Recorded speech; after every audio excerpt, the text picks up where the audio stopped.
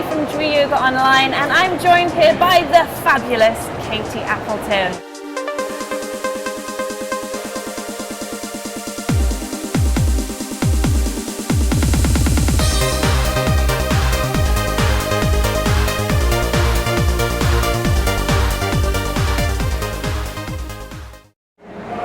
Katy's one of the UK's most well-known yoga teachers. She trained with the Royal National Ballet. Royal Ballet the Royal School. Ballet School, and danced for the English National Ballet. That's right. And famously known for being Jerry Halliwell's best buddy. Well, yoga teacher, many moons ago that was, yes. Yeah. But just well known for the extraordinary work that you're doing, helping people to become yoga teachers themselves. Yeah, I run trainings these days, so that's been going on in the world of Apple Yoga, which is my company, I suppose, my school. That's been going on for about 5 years now.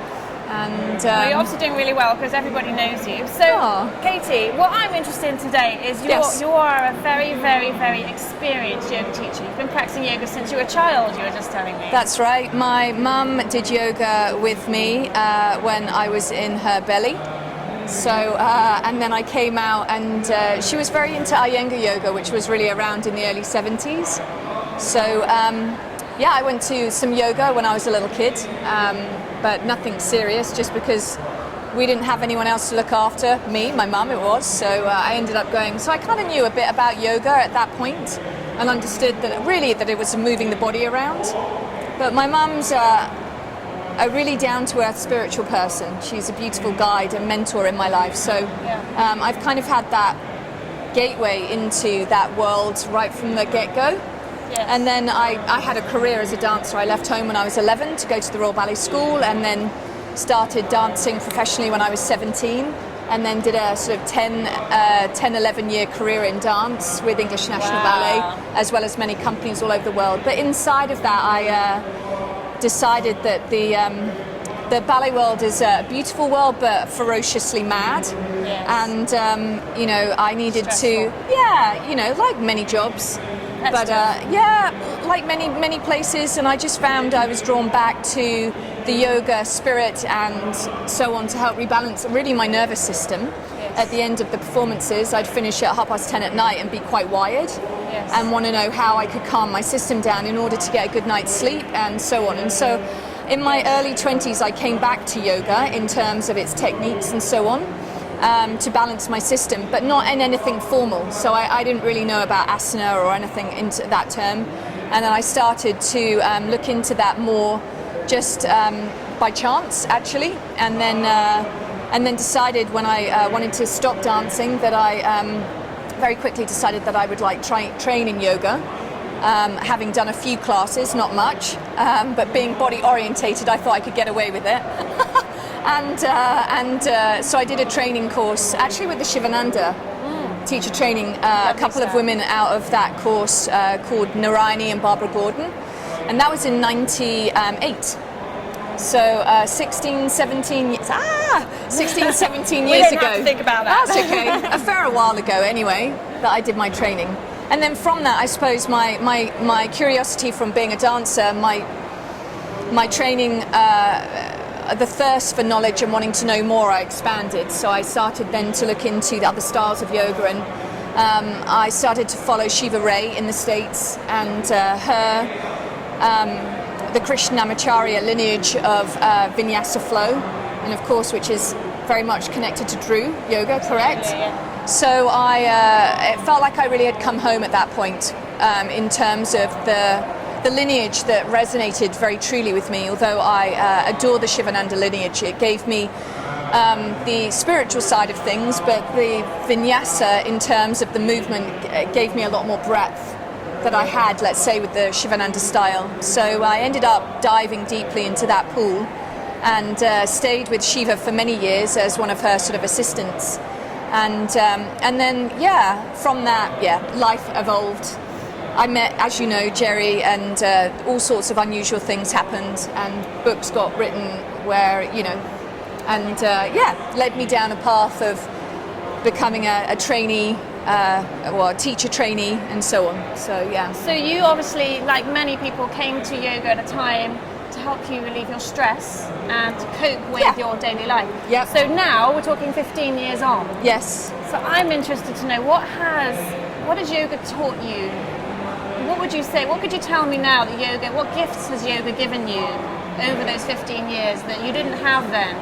Just so maybe someone just starting yoga might go, well, do you know, why bother? What's yoga going to do for me? What's that I can't get from, going to the gym and doing a really good workout, or going to sleep? Why should I relax rather than sleep? What's the essence of yoga that yoga's given you over these 15 years? Yes, it's a great question, and I don't know whether I can make it succinct in a nutshell, but I will endeavour to, for sure. You have 120 seconds. What has it given me? Wow. I suppose it's given me the understanding of who I truly am. And that's a pretty massive.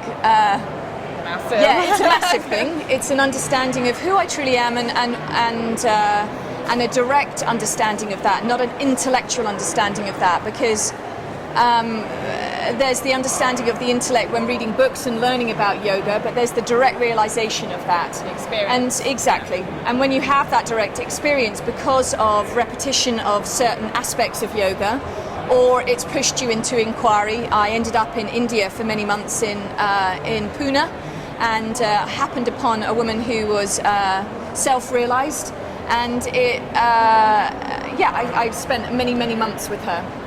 And it gave me the opportunity to dive into what is mind, the understanding of that, what is emotion, the understanding of that, what holds that space that passes through, what holds the space that the body passes through, what is ego, what is the identity, and so on. And when I started to unravel it, I was like, oh, okay.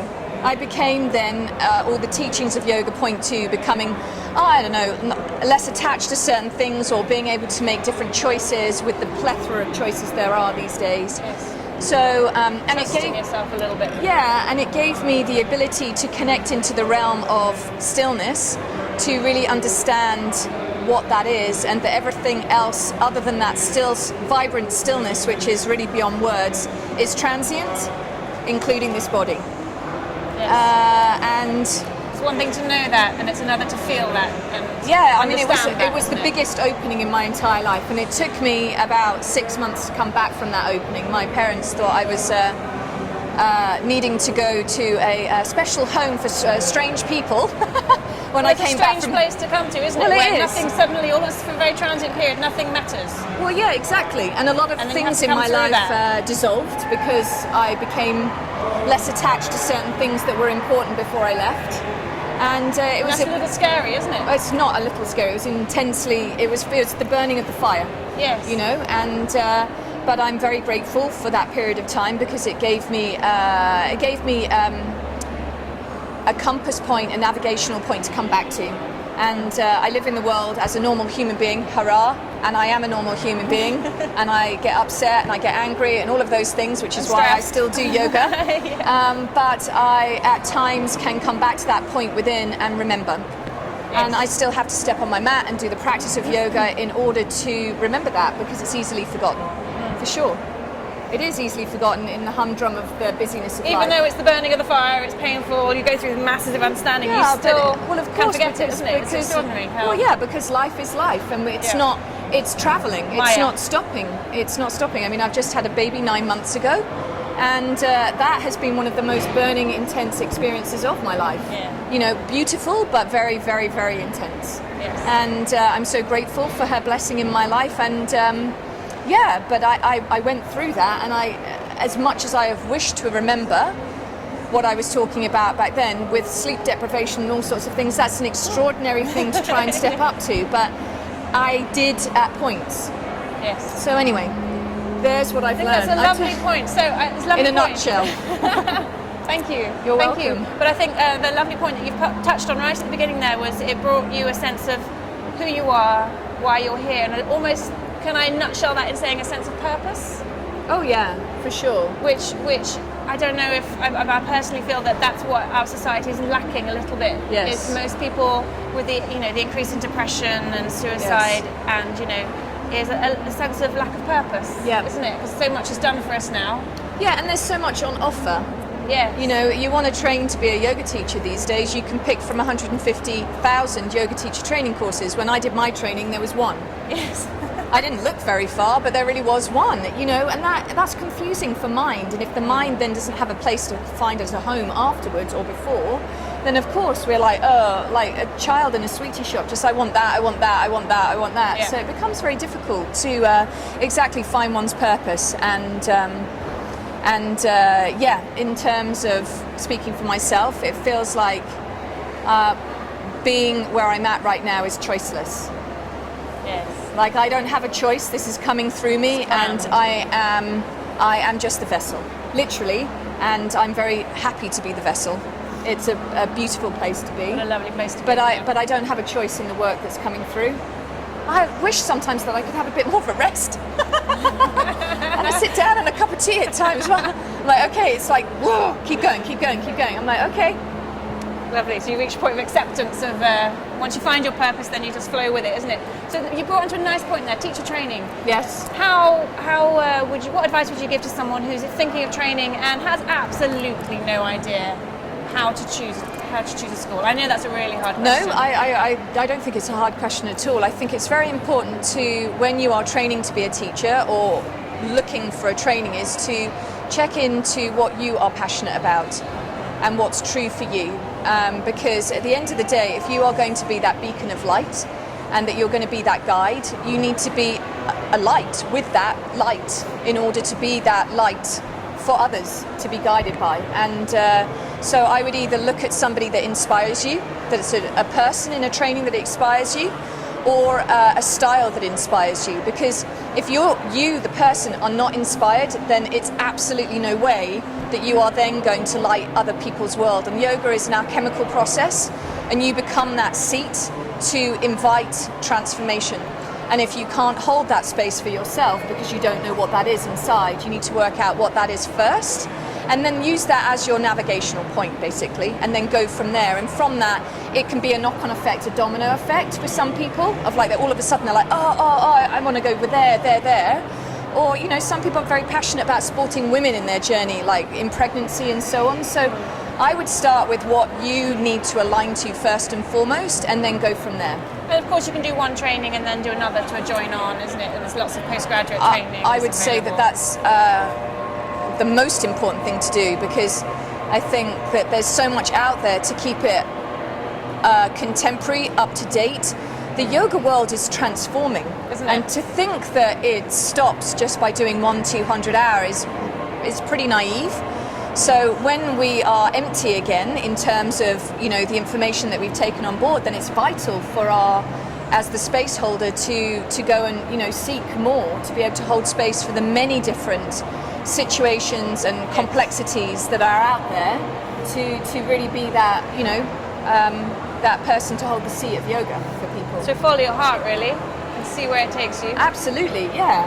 I would say that that's very important. So why do it? Yeah, quite, yeah. Why do anything? Welcome to the world of yoga. Yeah, if it doesn't affect you first, then why do it?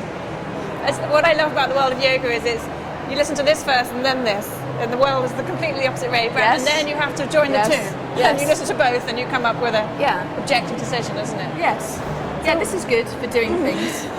Getting on an aeroplane, going to Bali, doing a yoga retreat, you know. It's good for making a checklist. Yeah, we don't use the heart to choose an airline. No, exactly. So one last final question, if you don't mind. Of course. Your story is a great success story for someone making a career out of being a yoga teacher. Correct. And you maybe yes. Well, I think once you're living it, living your purpose, living the dream, absolutely. you forget that actually many people are struggling to make a career out of yoga. I actually don't forget that, because I see it inside of my teacher trainings. You know, people come into a training and then afterwards it's like, well, how on earth do I make a living out of this? So what advice would you give someone watching this who might be going, God, I really want to make this my full-time career, but I just... Yes. You know, what I mean, we're looking at, what advice would you give? Well, I think you have to be intellectual about it, first and foremost. I think you need to... if you have a job already, then you need to slowly start to pare that job down. So if you're working 5 days a week, there's no point jacking your job in and giving it up completely and expecting to then earn a living to be a yoga teacher from the get-go. I would say for most people it depends on location.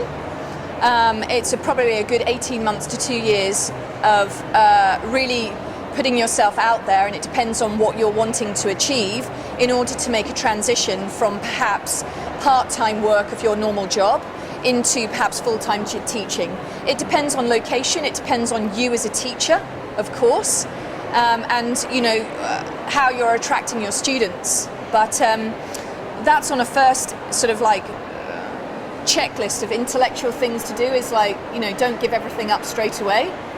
And I would say then you need to look at your location, you need to look at how many other people are in your location as to whether or not you can build a business there. You need to, I would say... Whether you should move to Bali and have a go there. Well, it depends. I mean, yoga is pretty saturated in London because there are a lot of teacher trainings here, and a lot more teachers and a lot more people hiring studios or community centres and so on. So you have to find your Muladhara spot, your root spot that you can build from. And then once you've found that spot that you know is kind of your niche, you can build a market. And then you have to go and be proactive. You have to put yourself out there. You have to go out there and go, right, I flyer dropped. I spent 5 years with my mum walking the streets of Southfields, Wimbledon and that local area, and standing outside tube stations and handing people flyers. I used to get up early and stand there for 2 hours and, hi, have you ever thought about yoga? I hated it. But I learned a lot about myself, and I learned about the discomfort, and after a while you become a little bit immune to it. And I also wanted to greet people with a smile, like if they were like a little bit of like how I teach now, like be relational with people. So you learn a lot in that process. So I would say you need to really put yourself out there and keep extending it, and don't give up. It's easy to stop when the first time you've tried it hasn't happened. Never give up. You have to keep going. And if you really have that burning passion, it will happen, the universe will provide. But it's not as easy these days as it was 10 years ago, because there's a lot of other people doing the same thing and wanting to do that. So yeah, that's what I would say. That's nice to hear. I think many people won't realise that actually that all of us have had to put a lot of effort in. Absolutely. A lot of effort than you think. Yeah, this is as much as any business. I tell you what, just because I knew Jerry Halliwell and a few other people, that opened a door, yes, but I worked hard after that door. Even for her to find you as a teacher, you had to exactly. And I stood on, even when I knew her, I stood on the street still going with my flyers like this, and it's sometimes we can live in a bit of a fantasy world to think that we could just walk in and all of a sudden it happens. And for some people it does, and wow, lucky you, and what a blessing. But and then after that you just keep being, have that seat of humility and that seat of humour and presence, and be there for people, be relational. Really be relational to people, and people will remember that and want to come back and take your class again. Remember people's names, look them in the eyes, say hello to them. That's so important. And you see someone, and someone's like, oh wow, they saw me, I'm going to go and do her class again. And bring a friend. Brilliant. Yeah. Fantastic. Is that helpful? An amazing answer, and I hope that helps you guys out there who are training or just qualified and you're just thinking of maybe giving up, or not quite sure. There we go, never give up. And I think if nothing else, come and find someone who is successful as a yoga teacher and interrogate them. Yes, come and interrogate me. Pay them to look at your business and help you figure out what on earth it is you've got to do. Coby, thank you for having me. Katy, thank you so much. You're very welcome. Have a fantastic show. Cheers. Take care. Okay, bye. Bye-bye.